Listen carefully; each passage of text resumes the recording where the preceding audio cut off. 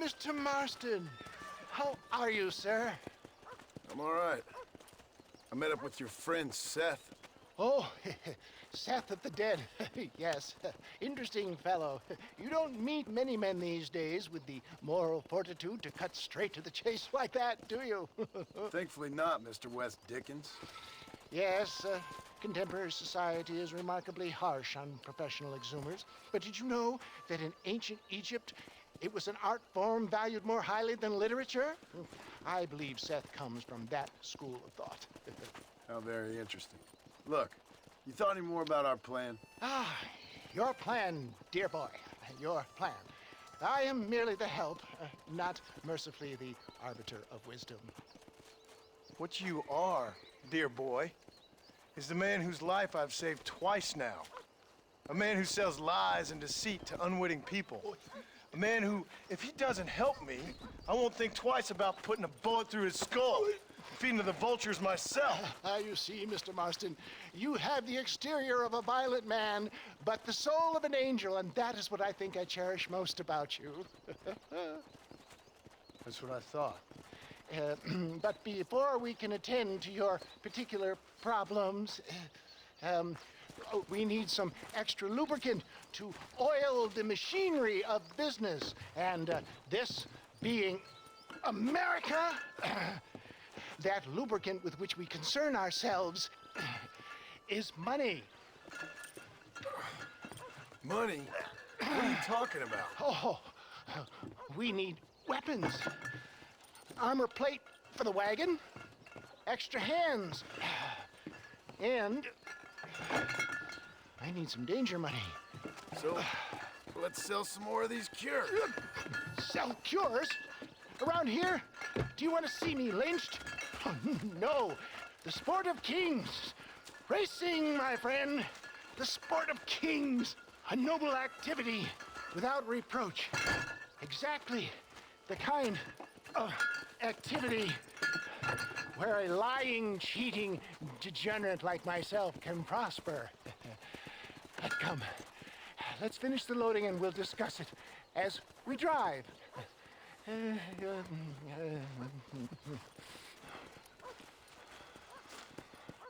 Now, sir, drink that tooth breach.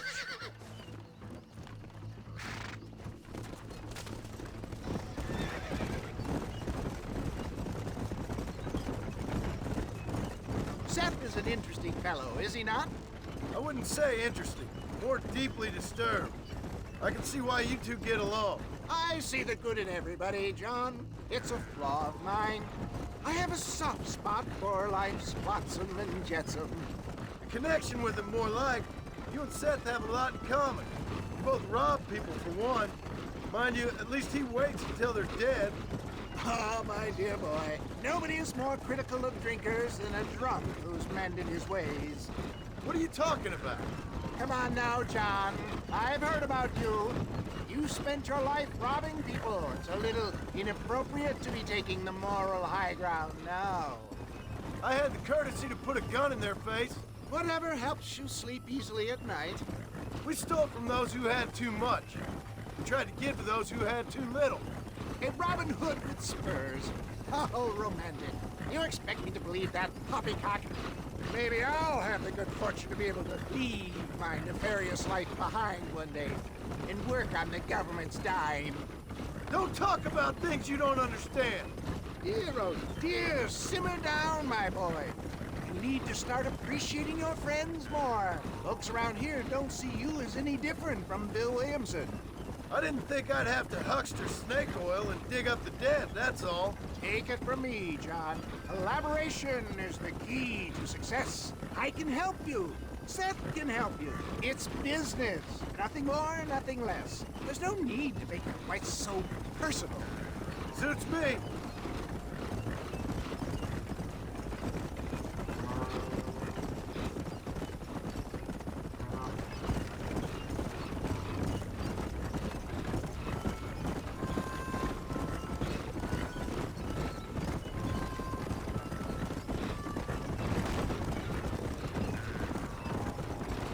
Anyway, John, we must talk about the race. Yes, the race. Oh, come on. Time to purge that negativity and start thinking like a winner. You're going to have a whale of a time.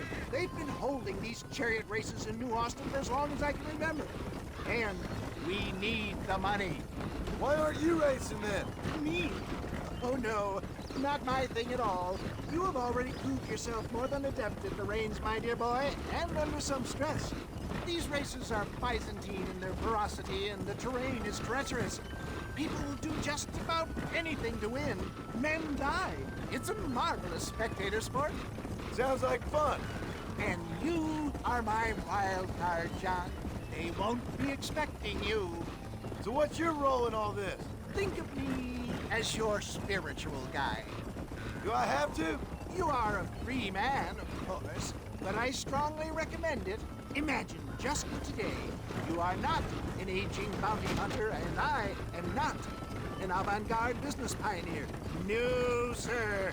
Today, we are gladiators. Motivation, dear boy. I'm definitely feeling motivated to get the hell out of here.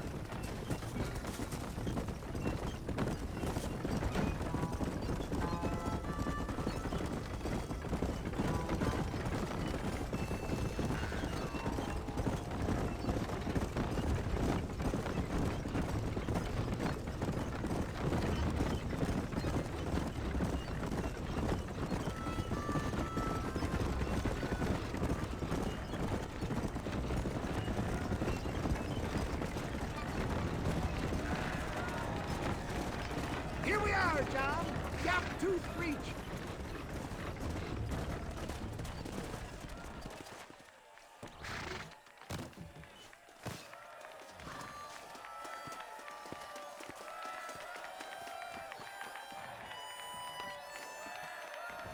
Drivers!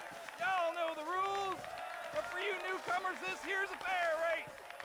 Keep to your manners and let the faster carts pass. So now that's been said, y'all can get to running each other off the road like always. All right now, counting to three. Ready, set, go!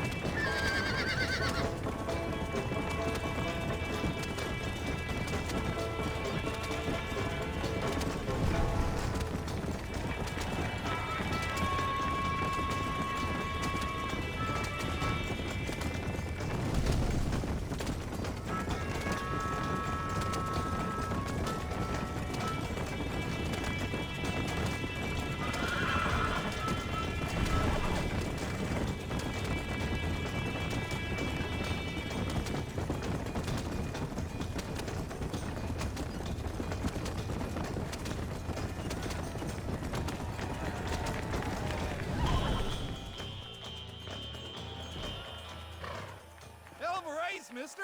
I'll take care of this cart for Mr. West Dickens. Come on, John. I suggest we beat a hasty retreat.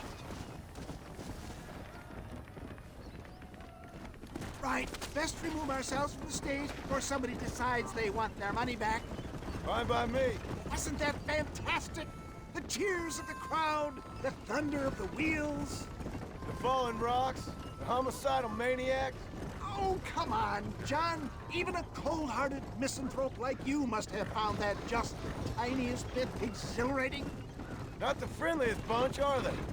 They take the racing very seriously in these parts, and your participation was not entirely pre-approved. That was clear. Ah, sport, war, and heartache. The guilty pleasures of mankind since the dawn of time. I'd get away from the men we just swindled before you start waxing too lyrical. Yes, of course.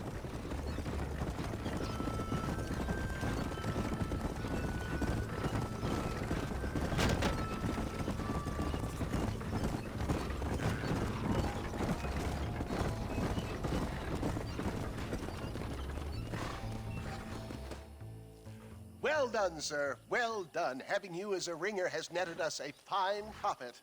We seem to be wasting time, old man. Oh, patience, my friend. The Trojan horse cannot run before it can walk, if you'll forgive the metaphor. Next, we need to procure some grand and overwhelming firepower. And for that, you need to contact an old friend of mine. Goes by the name of Irish. Irish. Yes, he's an interesting kind of fellow. He usually can be found in Armadillo or some other town around here on some bacchanalian revel or such. Great. An alcoholic arms dealer. What could be better?